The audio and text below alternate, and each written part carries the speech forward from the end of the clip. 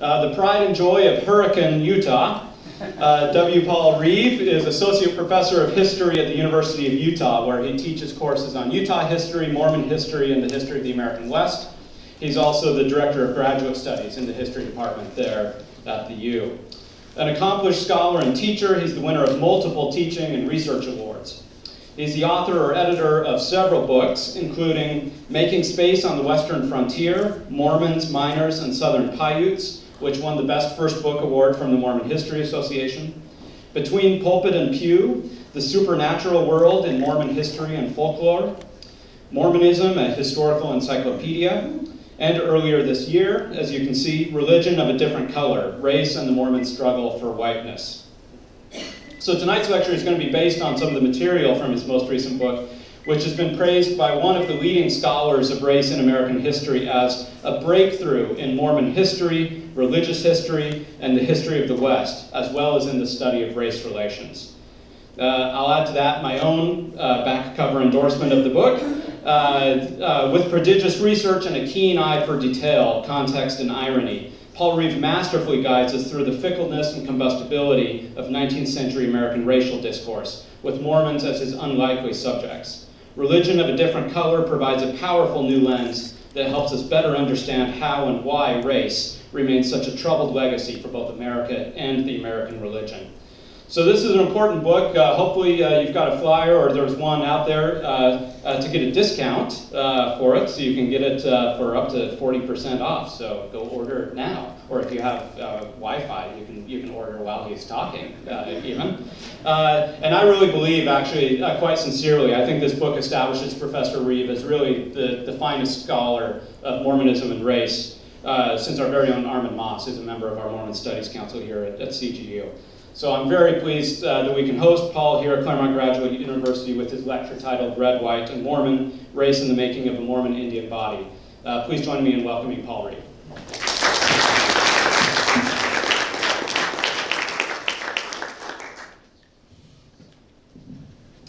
Thank you, Patrick, and thank you to Claremont Graduate University and Mormon Studies program and the Howard W. Hunter Foundation. It's a pleasure to be here and a real thrill to join you tonight, and also fun to be able to talk to you about my book.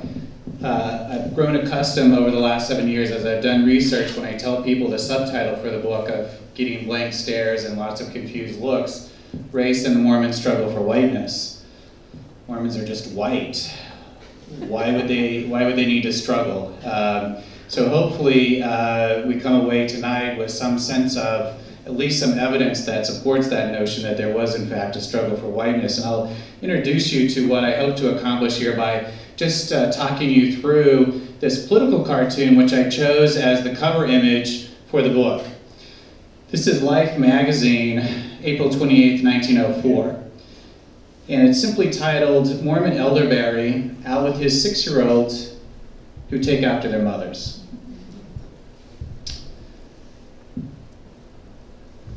So if you kind of think through the different children in this image, in most states in the nation, at least 2 or 3 of these marriages would be illegal in 1904, including Utah. 2 of those marriages, the white and black and white and Asian, would have been illegal. And so you wonder what's going on here and how does this show up in Life magazine in 1904. So this political cartoon basically becomes the framing device for my book. Like in all families, not all children get equal attention. The 6 white children get 1 chapter. The Native American child that I'll talk about today gets 2 chapters. The African American child, 4 chapters. And the Asian child, 1 chapter. Basically tracing the historical roots of these members of Elderberry's fictional family. Where does this come from? Why are outsiders imagining Mormons as facilitators of race mixing? We understand how much Americans fear race mixing in the 19th and 20th centuries. They're projecting those fears onto Mormons. Polygamy is not just destroying the traditional family. Polygamy is destroying the white race. So I want to talk you through the ways in which that plays out for one of Elderberry's children, the Native American child. So To begin with, just some big picture kind of ideas to keep in mind. The development theory operated in the 19th century. A lot of thinkers about the development of society suggested that all societies go through three basic phases: from savagery to barbarism, and from barbarism to civilization. And as societies progress along this trajectory, they leave behind aspects of the savage and barbaric life, such as adherence to despotic rule and polygamy. So Anglo-Saxons, as they march across Europe to Britain, and then from Britain to the United States, they've left behind adherence to despotic rule. They've left behind polygamy. And yet, with the Mormon example, in the United States, you have outsiders looking in, and they become very fearful. Here you have these ostensibly white people. They look white, but are they really white? Because they are doing things that white people should not do. They are giving their free will over to the despots Joseph Smith and Brigham Young, and they are adopting a marriage system that only non-white people participate in. That's the ideas that are permeating 19th century American thought. So what's at stake here is not just a religious group run amok. Okay, what's at stake here is American democracy. Remember, the first Congress, 1790, establishes what is required to be a citizen. You have to be free and white to be a citizen of the United States, established in 1790. Senator Calhoun on the floor of the United States Senate in 1848, democracy is the government of a white race, he says. And so projecting fears of race mixing onto the Mormons is much more than just making them into a suspect religion. Really, the suggestion is that American democracy is at stake here. So that's important, big picture idea to keep in mind. So how does this all play out then with the Mormon-Indian body? I'll just introduce you then to one of the sources that I used in the book, and then kind of frame the rest of the conversation tonight. So George A. Smith, a missionary in 1838, who finds out about the Mormons being expelled from Missouri and returns to Missouri, cuts his missionary experience short, trying to hook up with his family as they're being expelled from Missouri. As he is trying to find his family, he's traveling through Missouri and stopping at several houses, never identifies himself as a Mormon, so that where he is finding refuge for the night, the people feel at ease speaking to him. And he talks about stopping one night with a man in DeWitt in Missouri, and this is what he records in his journal. At night we stopped with a man who lived near DeWitt. He was very bloodthirsty toward the Mormons. He said he hated them worse than he did the Indians, for he could tell an Indian when he saw him, but he could not always tell a Mormon. Our host said he had done all he could to drive the Mormons from DeWitt. So there's the rub, right? You can tell an Indian when you see him, but you can't always tell a Mormon. And so what you see across the course of the 19th century is outsiders becoming obsessed with distinguishing a Mormon, projecting their fears of Mormons, projecting their fears of race mixing onto Mormons, suggesting that somehow Mormons are less white. Okay? And if you're less white, you're unfit for the blessings of democracy. So let me just demonstrate the ways in which this plays out. Some of you who may be familiar with Ezra Booth, who I think basically in 1831 establishes three basic themes that I see operating across the course of the 19th century in defining this Mormon-Indian body. So Ezra Booth was a Methodist minister who joins Mormonism and then promptly leaves Mormonism. And he's in Mormonism for about 5 months and then leaves, and he writes 9 letters published in the Ohio Star from October to December of 1831. And 4 of those 9 letters include accusations of Mormon and Indian collusion. And in those 4 letters, he establishes 3 basic themes that I see operating across the course of the 19th century in terms of suggesting that Mormons are more red in some ways than they are white, and therefore subject to the Indian solution to the Mormon problem. So these are the three themes that I see emerging, and I'll just introduce them to you, and then I'll give you evidence to support these claims from across the course of the 19th century. Just selected some examples from the book. So he says, in their actions and characteristics, Mormons assumed the identity of Indians. Mormons conspired with Indians to overthrow white America, he claims, and Mormons entered into racially regressive marriages with Indians. Now, of all the children in Mormon Elderberry's family, the accusations, especially about race mixing with the Native American, actually hold some validity. Brigham Young did actually encourage Mormons to take Native American wives, and I'll give you some examples, right? So there are some actual grounding in truth for some of these claims. But nonetheless, the way that outsiders imagine these fears and actually what's taking place on the inside are quite dramatically different. So we'll walk you through then some examples to substantiate these claims. Now, it's one thing to have your claims published in, the Ohio Star, a local newspaper, so it gets local circulation, but the 9 letters are actually picked up and published in the first, basically anti-Mormon book, Eber D. Howe's Mormonism Unveiled, published in 1834, and he reprints all of Ezra Booth's letters, and so they get a much wider distribution as a result. So the first charge here, Mormons assumed an Indian identity. So Ezra Booth is joining Mormonism in Ohio, and all kinds of stories circulating about the form of Mormon worship in Ohio in the first year or so. Remember, you have missionaries who come through Ohio, find a lot of ready converts in Kirtland, and then promptly move on. There is no church handbook of instruction. No one knows what a Mormon worship service is supposed to look like, right? Because there hasn't been a Mormon worship service. This is the founding of Mormonism. And all kinds of indications that there were charismatic gifts at play, but also some pretty extreme examples of worship style at play in Kirtland. And Ezra Booth plays up some of those to the point that he is suggesting there is a conflation with Native Americans at play with the Mormon style of worship. So he says that Mormons spoke in tongues in what some profess to be the Indian language. And then he describes some baptismal services. He says when Mormons baptized their converts, they assumed the visage of the savage and so nearly imitated him, not only in language, but in gestures and actions, that it seemed the soul and body were completely metamorphosed into the Indian. That the Mormons actually became the Indians. Okay.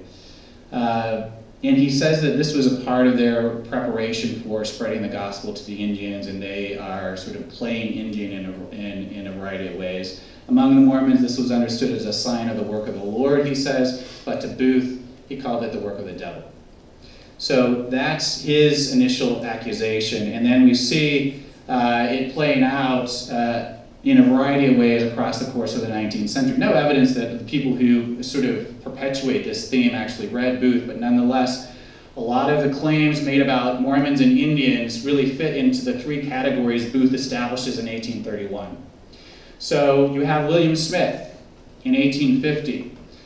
William Smith, the younger brother of Joseph and Hiram Smith, remember, an early apostle, but a break with the Church of Jesus Christ of Latter-day Saints, excommunicated by Brigham Young, toys with a variety of schismatic movements, some that he leads himself, eventually will associate with the reorganized church, but turns against the Church of Jesus Christ of Latter-day Saints, which ends up in the Great Basin. And in 1850, he actually publishes an accusation about Mormons on the Overland Trail dressing as Indians and killing people. So this is published in the Melchizedek and Aaronic Herald, publication for his short-lived church. Bands of these Salt Lake Mormons, armed, dressed, and painted, having the appearance of Indians, are stationed on the way to California and Oregon for the purpose of robbing the immigrants. Many murders and robberies have already been committed by these demons in human shape. Those of you familiar with the Mountain Meadows Massacre, know that there are accusations of Mormons dressed as Indians at the massacre. This is the earliest evidence that I have found. This is 1850, 7 years before the massacre takes place. It becomes a theme about who Mormons are long before Mormons go to Mountain Meadows and commit that horrible crime. So it becomes popularized with a dime novel published in 1855, Alfreda Ava Bell, wonderful title, Boadicea, the Mormon Wife. And in this publication, it picks up on this theme and actually gives it pictorial form. So the narrative in the novel talks about one character in the novel who has been murdered, and then explains the murder this way. It was stated that the Indians had killed him, but one of the peccadillos of the Mormons consists in disguising themselves in Indian costume and waylaying such persons as are obnoxious to them and putting them to death. Numbers were known to have disappeared in this manner. The blame then fell upon the Indians. Even those poor savages were incapable of committing deeds so infamous, so bloodthirsty, and so cruel as were common practices of the Mormon elders under the name of religion. So in this telling, then, Mormons are even more savage than the savages. White people who are descending below the level of savagery that Native Americans are capable of. And there's pictorial proof published in her dime novel as well, right? So this image then accompanies the story, and it's simply labeled Mormons disguised as Indian spies. So the people in the foreground are the Mormons. And you can see the unsuspecting traveler who the Mormons are preparing to kill as he traipses through this scene. So Mormons are dressing as Indians and killing people on the Overland Trail. And once again, 1855, 2 years before the Mountain Meadows Massacre takes place. As the tension between the federal government and the Mormons heats up, leading to what we call the Utah War, William Smith revives his earlier accusation, and this time it gets wider distribution. It's published in the New York Tribune and then also picked up by the National Era, which is a Washington, D.C. newspaper. And this time, William Smith characterizes his accusation this way: I have no doubt whatever of the truth of the charges against the Mormon people of having committed the most wanton and cruel murders in the disguise of Indians. It was the Mormons' announced intent that when they got among Indians, they would lead them on to the slaughter of men, women, and children of the American people. And it's reprinted, like I said, in the National Era on the 11th of June, 1857, 3 months, exactly 3 months before Mormons go to the Mountain Meadows and do murder men, women, and children. Okay? And so the charges of Mormons dressing as Indians actually don't miss a beat. You have the massacre that takes place, and then the accusations pick up shortly after the massacre. So the Los Angeles Southern Vineyard, 29th of May, 1858. There were no Indians engaged in the affair. The Indians were actually Mormons in disguise. San Francisco Daily Evening Bulletin. The massacre was not perpetuated by Indians, but really by Mormons disguised as Indians. Christian Observer in Philadelphia, it blamed the Mormons disguised as Indians and actual Indians for the massacre. Now, I don't try to solve this. There are charges that Mormons actually were dressed as Indians at the massacre. Most likely, it was the 5-day siege leading up to the massacre that there were a couple of Mormons who dressed as Indians. We will likely never know if there were actually Mormons dressed as Indians at the day of the massacre, but remember, the guise for the Mormons in luring the Baker Fancher Party was that they were going to protect them from the Indians. So people like John D. Lee, we know, wasn't dressed as an Indian on the day of the massacre. Philip Klingsmith, which later stories suggest, he was a bishop in Cedar City, suggests that he was dressed as an Indian. We know that he was dressed as a normal white Mormon settler because that was the whole notion of getting them to follow the Mormons is, we will protect you. And so those accusations predate the massacre by 7 years and don't miss a beat after the massacre. One way in which Mormons are conflated with Native Americans then. And then it sort of takes on a life of its own in the popular press. C.B. Wade publishes The Mormon Prophet in 1866, and she tells her own very not historically accurate version of Mount Meadows Massacre. And a part of her telling, she says, Brigham Young gave these orders to his Mormon underlings: follow those cursed Gentiles, attack them, disguised as Indians, and with the arrows of the Almighty, make a clean sweep of them and leave none to tell the tale.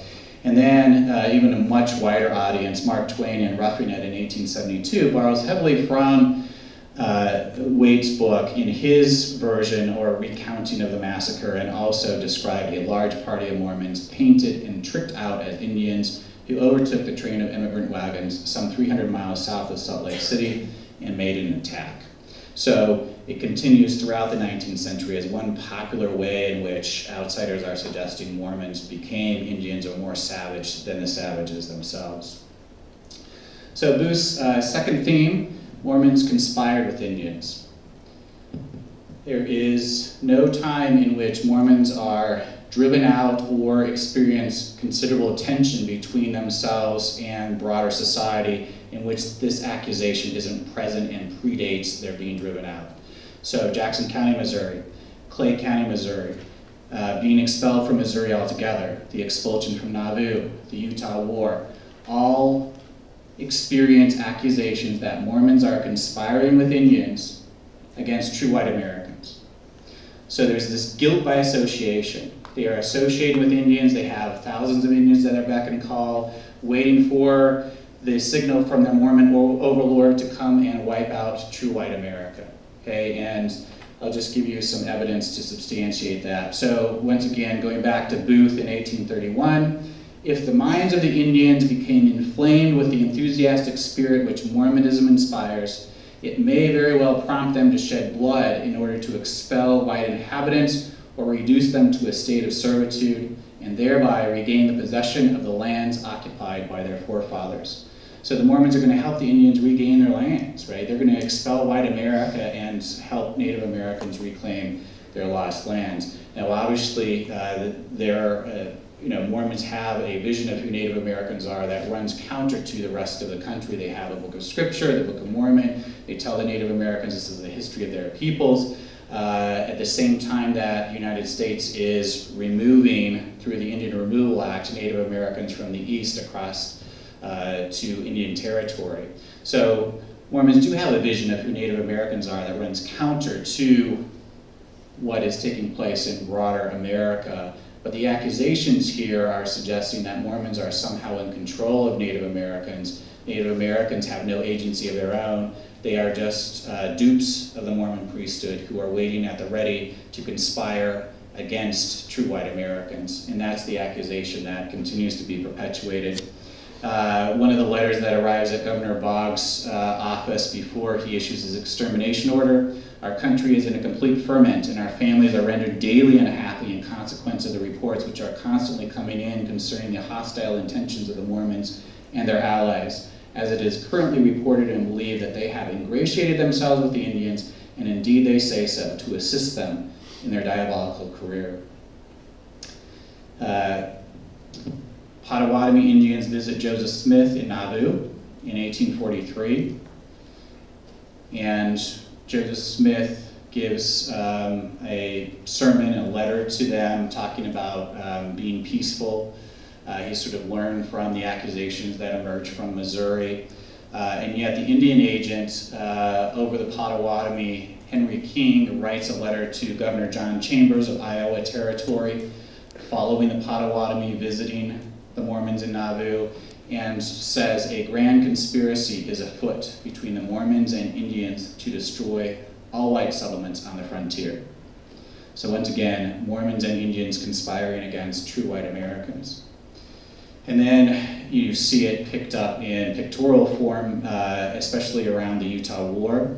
So remember, as Johnston's army is marching to Utah and the nation's attention is turned towards the Mormons in the Great Basin, they become popular fodder in the American press. And Yankee Notions is a pictorial magazine published in the 19th century, and this is their depiction of what this confrontation must have looked like. They just simply describe it as the defiant attitude of Brigham Young and the Indians toward ye Uncle Sam. So Brigham Young leading a charge of not Mormons, but very savage Indians against an unlikely sea invasion of Utah. With the good admiral there apparently finding a way to the Great Salt Lake and invading Utah, and Brigham Young's going to repel him with his savage followers. You have then the same thing picked up in 1882 by Harper's Weekly. This is the polygamous barbarian speaking to the Native American, and you notice the Native American's fingers are dripping with the blood of the US soldiers who are strewn about. You have the Salt Lake Tabernacle in the background, and the polygamous barbarian is basically saying to the Native American, wait until springtime comes, and then much guns, much ammunition, much whiskey, and much kill paleface. So Mormons will ply you with guns and with ammunition and whiskey, and together we will kill white people. So Mormons in this construction then are not white, less than white, and more red than white, and conspiring with Indians against true white people. And it goes all the way to the end of the 19th century. The ghost dance outbreak that concerns the military in 1890 is also blamed on the Mormons. General Nelson Miles conducts an investigation and then publishes a report. I cannot state positively, but it is my belief that the Mormons are the prime movers in it. There are 200,000 Mormons, and they themselves claim to believe in prophets and spiritual manifestations. And they even now claim to hold intercourse with the spirit of Joe Smith. Besides, they have had missionaries at work among the Indians for many years and have made many converts. And that's enough reason to suggest that the Mormons are the prime movers in the ghost dance outbreak. And then Ezra Booth's third accusation, Mormons entered into racially aggressive marriages with Indians. And once again, there's some basis in truth here. Mormons do marry Native Americans. Brigham Young actually encourages it. And Utah never does adopt a law outlining marriage between white and Native American. Other states in the West do, Utah never does.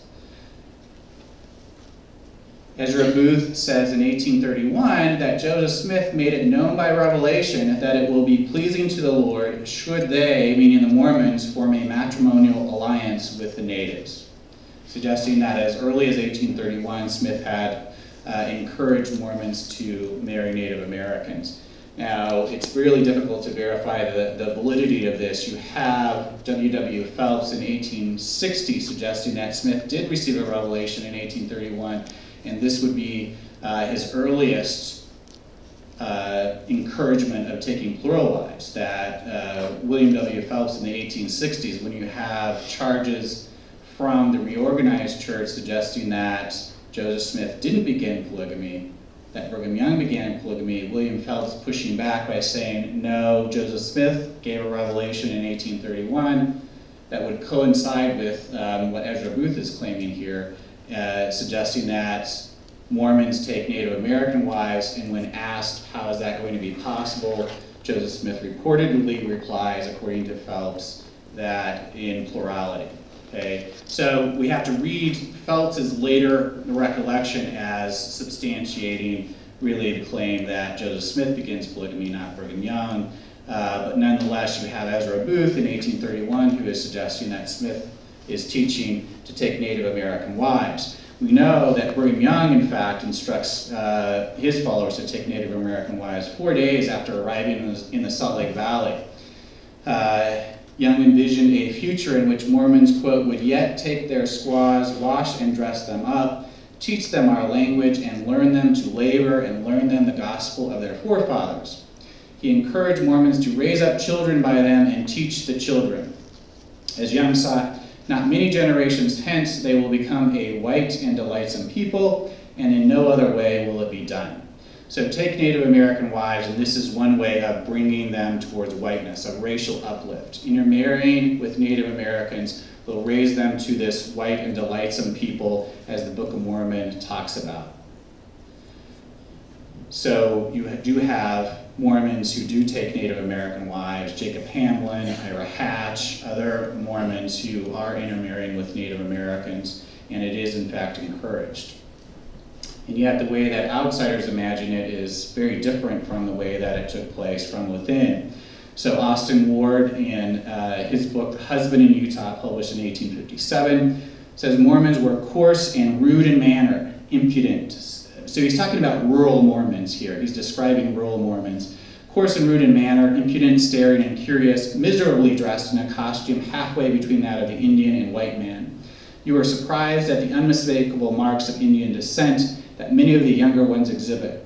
The straight, well-proportioned figure, long, coarse hair, high cheekbones, and wary expression of eye and countenance betray to the most casual observer the mixture of the races. So outsiders suggesting that Mormon Native American mixing leads to racial decline, Brigham Young suggesting that Native American mixing leads to racial uplift. So very different in terms of their vision of what it actually means in practice. And once again, in popular press, this plays out during the Utah War. Harper's Weekly publishes this political cartoon in May of 1858. It imagines what the scene must look like as Brigham Young is sending his Brigadier General Bombarel of the Mormon Army to go and confront the American troops. And it really is imagining Brigham Young as a Native American chief here. And so Bombarel, I think, is, you can see, quite worried. I don't think he's really worried about going into warfare. I think he's worried about trusting his wives with the Indian chief, Brigham Young. So there are sort of these overtones about race mixing bound up in this image, and the notion that as the Indian chief will simply violate the white women as Bombarel goes off to fight the invading army from the States. And then in Mark Twain again in Roughing It in 1872 tells this story. One day a woman shows up at Brigham Young's home with a child in tow. She claims to be wife number whatever.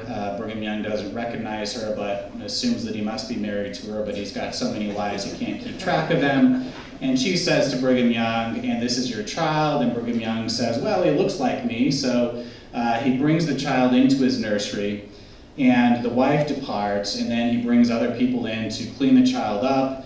And when they came to wash the paint off that child, it was an Injun, is what Mark Twain claims. So again, Brigham Young giving rise to racial dissent, okay, and racial degradation, producing an Indian child. So those are the three kind of major themes that Ezra Booth articulates in 1831 and that play out across the course of the 19th century. The other aspect of this is just the way in which outsiders also suggest then that the Indian solution is the best solution to the Mormon problem. How do we solve the Mormon problem? Well, we conflate them with the Native Americans, and we suggest that the best thing to do with them is use the Indian solution.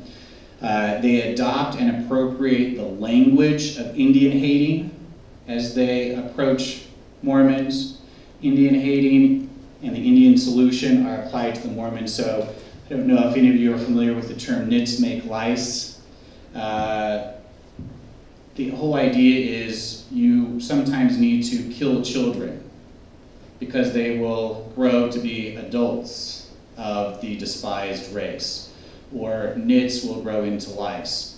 So 1788, John Seaver raids a Cherokee village along the Hiawassee River in the North Carolina frontier, and they capture a Native American child and take the Native American child with them. Later, Cherokee come and counterattack John Seaver and his men and kill some of Seaver's men, and some of the men who survive in a fit of retaliation kill the Indian child that they had captured from their earlier raid, and then use the phrase nits make lice as a justification for killing the child. So had the child grown up, it would have been an Indian, and therefore, nits make lice, we should kill them as a child. The earliest expression of this phrase comes from 1675 English poem used when the English invaded Ireland and subjugated Ireland. For then brave Sir Charles Coote I honor, whose in father's steps so trod, as to the rebels was the scourge or rod of the Almighty. He by good advice did kill the nits, that they might not grow lice. Sir Charles Coote led a English attack against an Irish village and massacred even the children in the village, and this is the justification. Kill the children, otherwise they grow into adults. Kill the nits, otherwise they grow into lice. Some of you may be familiar then with this phrase being used as a justification for shooting and murdering the 3 children, wounding and murdering the 3 children hiding behind the bellows in the blacksmith shop at Hans Mill as the Mormons are being driven from Missouri. 3 Mormon children petrified, hiding behind the bellows, and are killed, 2 are killed and 1 wounded, and the Missourians then brag, we had to kill the children, nits make lice. It becomes popularized in Tom Quick, the Indian Slayer, printed in 1851, and probably the most notorious, infamous usage of this comes from Colonel John Chivington in 1864 at the Sand Creek Massacre in Colorado, where he leads a charge of his men against a village, a peaceful village of Cheyenne and Arapaho, and wipes them out, and reportedly spurs on his men, kill and scalp all, big and little, nits make lice. So the only one of these that isn't a Native American massacre is the Hans Mill Massacre in Missouri. So outsiders appropriating the language of Indian hating and applying it to the Mormons in this situation. The Mormon expulsion from Missouri, they do similar things. I hope to be able to prevent bloodshed. Nothing seems so much in demand here to hear the Carroll County men talk as Mormon scalps, as yet they are scarce. And then in a later remembrance of the Mormon experience in Missouri, one Missourian called Caldwell County a sort of Mormon reservation, a place set apart for Mormon occupancy.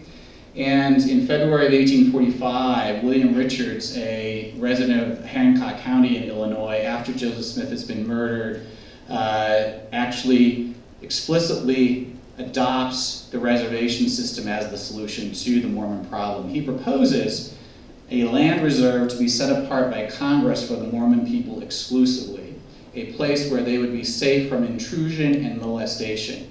He said 24 square miles of land should be set aside north of Illinois and west of Wisconsin, and the land would be forever set apart and known and designated as the Mormon Reserve. Just like the Indian removal process was supposed to solve the Native American problem, this would solve the Mormon problem. He talks to the Mormons about it. Some Mormon leaders say, oh, it's not a bad idea, 24 square mile isn't enough. He says, we can negotiate more land for you. It never gets beyond the local level, never attracts congressional attention, and never moves anywhere, but nonetheless there is a local authority who is suggesting a Mormon reservation as a solution to the Mormon problem. And later, in 1858, as you have miners in western Utah Territory, they appealed to the United States to separate from Utah Territory. They don't want to be governed by the Mormons. So create a new territory and call it Nevada. And in their justification, it is believed that if a new territory were formed extending within convenient distance of Salt Lake City, that the dissatisfied Mormons would cheerfully escape from a dominion which they despise, and thus this dangerous and growing tribe would be repressed. Some think that the most efficient way of ending our Mormon difficulties would be by repealing the act organizing the territory of Utah and subjecting the Mormon population thereof to our Indian policy. So the best solution to the Mormon problem is the Indian solution. And all the way through the end of the 19th century, you have the New York World in 1882 saying Utah was virtually a Mormon reservation anyway, and the Richmond Dispatch in Virginia, the Mormons must be kept on their reservation, it says, and their reservation should be a road.